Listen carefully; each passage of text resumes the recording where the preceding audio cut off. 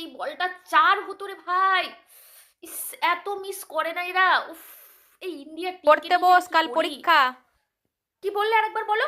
আরে পড়তে বস। আমি ভাবতেও পারিনি মা যে তুমি এত ছোট কথা বলবে। তোমার বয়স তো কম হলো না মা। আর এই বুড়ো হতে গেলে এখনো পর্যন্ত আমার বয়সের ইস! সাথে কি আমি সম্পর্ক? ভাবতে পারছি না। তোমার একবার ঠোঁট কাঁপলো না এই কথাটা বলার জন্য?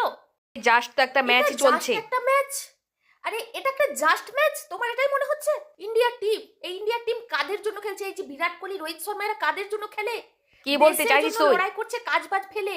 এটা শুধু ম্যাচ নয় মা, এটা একটা লড়াই, একটা একটা দেশের লড়াই। আর সেই লড়াইয়ে আমি পড়তে বসে যাব? হ্যাঁ, মানে আমি আরে ভাবতে তোর তো পারছি কাল না মা তুমি এই পরীক্ষা। কথাটা বলতে পারবে। তুমি স্বার্থপর হতে পারো মা, আমি স্বার্থপর হতে পারবো না।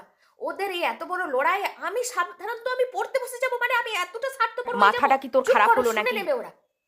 তুমি মানে এটা এটা কি শুধুমাত্র একটা খেলা? তোমার কি মনে হয় এটা শুধুমাত্র একটা খেলা? এটা একটা যুদ্ধ, একটা লড়াই চলছে। আর সেই মুহূর্তে আমি পড়তে বসে যাব? মানে তোমার একটু ঠোঁটটাও কাঁপলো না মা? তোমার দেশের প্রতি এই যে প্রেম, ভালোবাসা, চুপচাপ আবেগ পড়তে সব বস। কোথায় গেল মা? হ্যাঁ?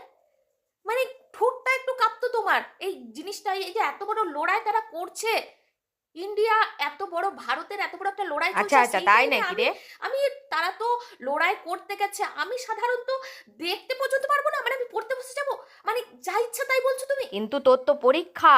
কোথায় গেল মা তোমার সেই আবেগ, সেই দেশপ্রেমী ভাব যে আমাদের, মানে তোমার রক্ত গরম হয় না? কাল পরীক্ষা আবার তোর। দেশভক্তির মাঝে ছোট ছোট কথা বলছে। ছোটি সোচ মা, ছোটি সোচ।